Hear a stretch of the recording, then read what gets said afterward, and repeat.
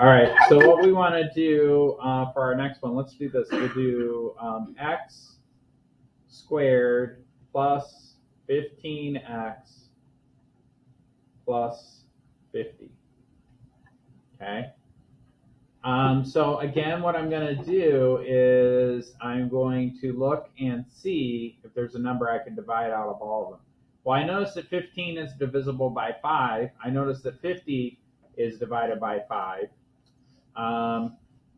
There's a 1 that goes here. 1 isn't divisible by 5, so I can't factor anything out. So we're going to do the guess and check method.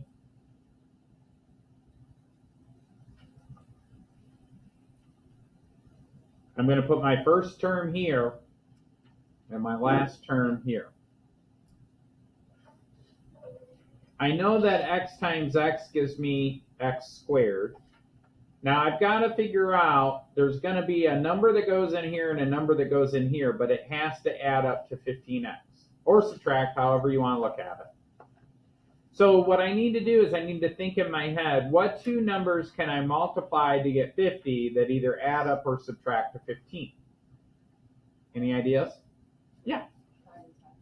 5 and 10. Let's try it. So if I put a positive 5 here and a positive 10 here, 5 times 10 does equal 50, then this becomes 5x, right? And then 10 times x over here becomes a positive 10x. Do those add up to 15? Yeah.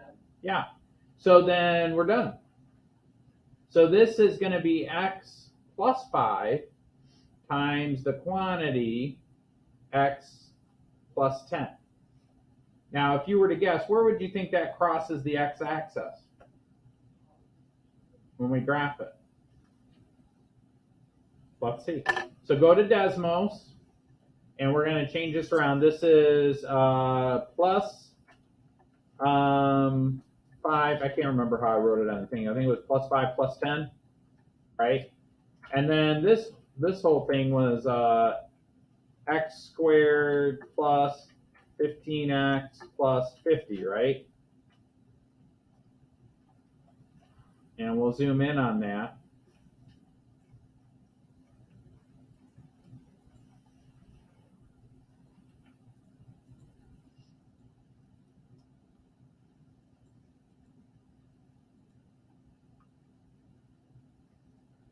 So let's go ahead.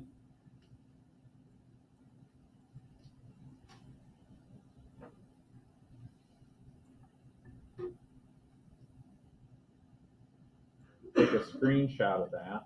I'll just slide that right here. Now, an interesting thing about this is that if I take this and I set it equal to 0, remember these are the factors.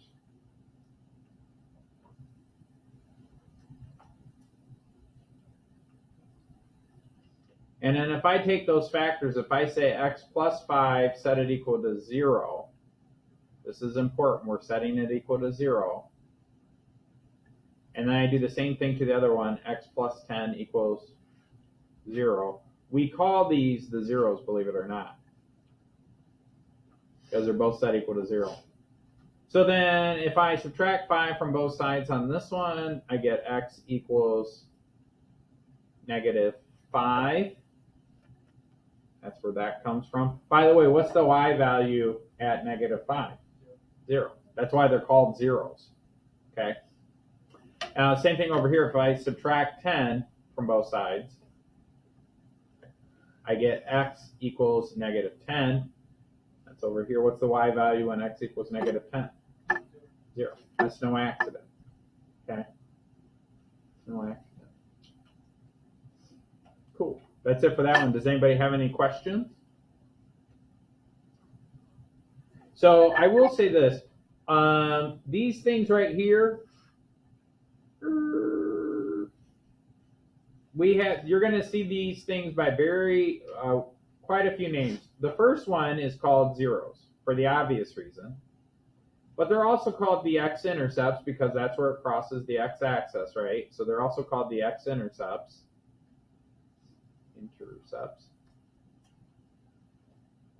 Another name we call for them is the roots. There's another way that you could solve these expressions by taking square roots. So sometimes they're called roots, and they're actually the solution. So at some point, I'm going to say, find the solution for this quadratic. And those are the 4 different names that these values go by. Okay? And the different names have a lot to do with